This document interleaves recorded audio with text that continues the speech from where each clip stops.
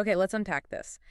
Every time you finish a poker session, whether you're grinding online or you're stepping away from a live table, you walk away with this massive, messy data dump. Right. It's a story told in bet sizes and folds and raises and, of course, the results. But what if we told you the most valuable part of the entire process, the moment where you actually turn profit into real progress, happens after the last pot is shipped? What's fascinating is that most players, I mean, even really successful ones, they miss this crucial transition point. They're stuck in playing poker mode. Exactly. They put all their mental energy there, but they completely neglect the disciplined work of learning poker. So today we are diving into the concept of a post-session review system, a PSRS. And this isn't just, looking back at a few hands. No, it's a structured step-by-step routine for analyzing your performance, where Oh. you isolate the decisions from the outcomes. It's like a shortcut to evolution, really. A pro athlete doesn't just finish the game, they watch the tape. A chess master studies their past games. And for a poker player, the PSRS is that game tape. So our mission for this deep dive is to map out exactly how this system works. We'll detail the steps, the mindset you need, and the surprising psychological benefits that can boost your long-term success, whether you're a total newcomer or you're just trying to iron out the final wrinkles in your strategy.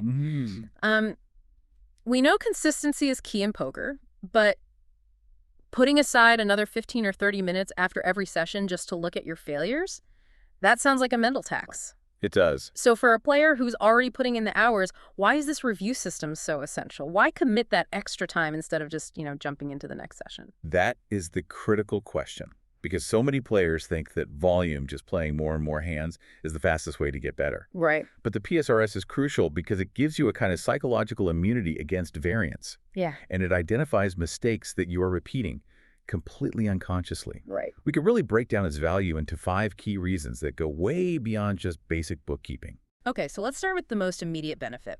In the heat of the game, your actions are governed by instinct, time pressure, all this imperfect information. That's reason 1. It sharply upgrades your decision-making. Poker is a game of making the best decision you can under stress. All the time. But when you review a hand 30 minutes later, you're completely cool. You move from that emotional, reactive brain state to the calm, analytical one. And you can ask the hard questions. Exactly. You can objectively ask, did I fold too soon because I was getting impatient? Did I overvalue this draw because I felt like I was due for a win? It lets you inject pure logic into moments that were previously just dominated by feeling. That distinction between the real-time feeling and the post-session logic it's huge. Yeah. But a lot of players assume that strategic errors are their biggest leak. How does a PSRS handle the chaos of the mental game? Well, that brings us right to reason 2. It is the ultimate tool for building emotional control. Jolt. Tilt, impatience, frustration. These emotional triggers cost players more money than almost any strategic flaw. I believe it. And when you review, you spot the patterns. You might realize, hey, every time I get 3 bad beats in a row, I start raising 3 times the standard amount. Right. Just out of pure frustration. Right. Identifying that specific trigger and then documenting its financial cost, that's the first step to neutralizing it next time. So it's not just about the math, it's about putting a price tag on your own tilt. What about those little persistent strategic errors? The ones that aren't explosive, but just slowly bleed your stack. And that is reason number 3, identifying strategic leaks. Okay. These are those small recurring errors, like calling too often from the blinds, or missing a value bet on the river because you got scared, or using the wrong bet sizing pre-flop. Because you've never noticed in the moment. Almost impossible to see during real-time play. But a structured, consistent review forces them into the light. You catch them early, and you correct them before they become these deeply ingrained, very costly habits. And once you start logging all of this, the process itself creates another benefit. It turns this subjective feeling into, objective evidence. Correct. And that's reason 4, tracking long-term growth and gaining that psychological immunity we talked about. So when you hit a downswing, Right. Say you have 3 losing weeks in a row, your confidence just plummets. But if your detailed review notes show that you consistently stuck to your goals, you maintained a high focus rating, you executed your strategy correctly, the notes become proof. they become your poker growth journal. They prove you're playing well, even if the results aren't there yet. It shields your mindset from the short-term randomness of the game. I love that idea of using your own notes as a confidence booster. So finally, how does all this reflection turn theoretical knowledge, reading a book or watching a training video into actual usable skill. That's the fifth and final reason. It converts abstract knowledge into automatic skill. Studying theory is fantastic, but reflecting on your own play is what makes that knowledge sticky. It makes it real. The PSRS bridges the theory, what a GTO solver says you should do, with the experience, what you actually did under pressure. By documenting that disconnect, you convert abstract rules into usable automatic habits you can deploy instantly. So if you're sold on the why, you need the how. The 7-step process in the material is clear, it's repeatable, and it's focused. But it starts not with the hand histories, but with a necessary mental shift. The structure is absolutely non-negotiable for this to be effective. And step one is cool down before reviewing. Okay. I cannot stress this enough. If you rush into analysis while you're still frustrated about a bad beat, you are going to be punitive. You're going to bias your whole analysis. So take a break. Take 10 to 15 minutes. Stand up, stretch, get a drink, take a short walk. You're literally telling your brain, the game is over. It's time to switch to learning mode. But if I only have 30 minutes free, why waste half of it cooling down? Why not just jump straight into the data? Because without that emotional separation, your review will just devolve into victimhood and self-pity. Or, on the flip side, excessive self-congratulation if you won. You're just looking to justify what you already feel. Exactly. You're Right. not looking for objective truth. And this leads right to step 2. Write a quick session summary before you look at any hands. Okay, what goes in that? Just jot down the duration, your focus level, maybe a 1 to 10 rating, your overall emotional state, and any moments you felt distracted. This anchors your mental performance to the data before you even see it. Once that mental stage is set, then we move into filtering. We don't need to review every single hand. No, absolutely not. Step 3 is highlighting key hands. You should select, say, 3 to 5 hands that really stood out. And what makes a hand key? Focus on the high variance spots. Decisions that caused you some cognitive friction, maybe a big bluff, a big pot you won, or anything where you just felt uncertain. The key is focusing on the move or the decision point, not just the final outcome. And here's where the rubber meets the road. Step 4 is the technical deep dive. Reconstructing each hand in forensic detail. Absolutely. This is the difference between just tracking data and doing true analysis. You have to reconstruct all the objective elements. Your position, stack sizes, opponent tendencies if you have notes on them, the board cards, the precise betting sequence. But the crucial part. The most crucial part is reconstructing your thought process at each action. Okay, give us a concrete example. Say I faced a massive river bet after 2 previous streets of aggression. How do I reconstruct my thought process there? You don't just write, I called. You ask, what was my exact thought here? You write, I was worried about the flush, but I felt my opponent was over-bluffing.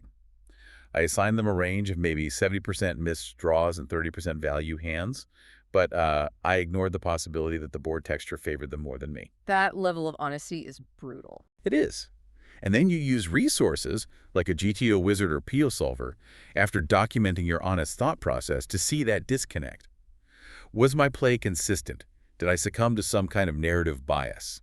That makes the whole process actionable, which is step 5. Identifying lessons and action points from that review. Right, you have to translate the insight into a clear, measurable goal. If step 4 revealed you often misvalue bets with 2 pair on the river because you fear a straight, the lesson is, I am playing too passively on wet boards. And the action point. The action point is, in my next session, I will identify 2 spots where I can confidently make a thinner value bet, and I will execute it regardless of the result.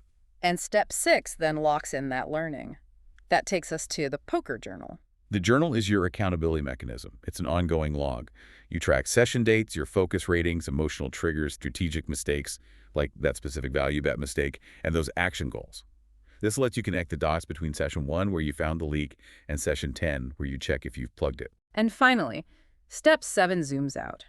You look past the individual trees to see the forest. That's the weekly or monthly review. You look back over all your notes, you ask, what strategic mistake is repeating itself? Which emotional trigger tilt, boredom, impatience is the most costly for me? This big picture view refines your long-term study plan. That 7-step process provides the deep structure, but consistency that's where players fail. So let's talk about the mindset and the tools that make sure this doesn't just become a chore. The mindset is everything. First, radical self-honesty is paramount. You have to be kind to yourself. Every mistake is just a data point, not a moral failure. but you also have to be ruthlessly honest about why you made it. Inconsistency. Second, stay consistent.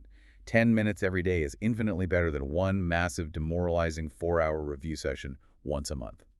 Now, a knowledgeable listener might say, look, I already use Poker Tracker or Hold'em Manager. Why do I need this subjective system when the software tracks everything objectively? That's a really important distinction. Tracking software gives you objective data.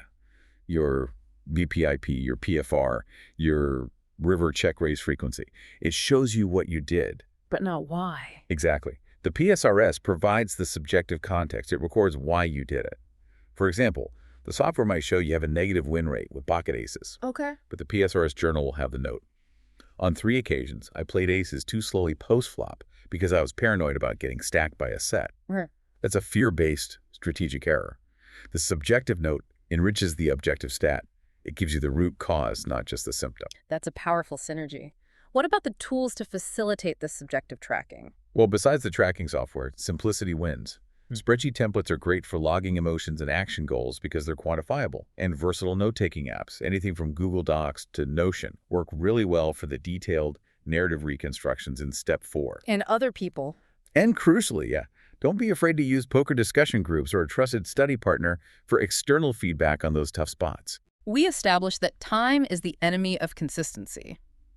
The source offered a fantastic efficiency shortcut: the 10-minute post-session review routine. Let's walk through that for the player who needs maximum impact in minimal time. This mini review is designed to be impossible to skip. It maintains that continuous, sustainable progress. Step 1, an immediate short break.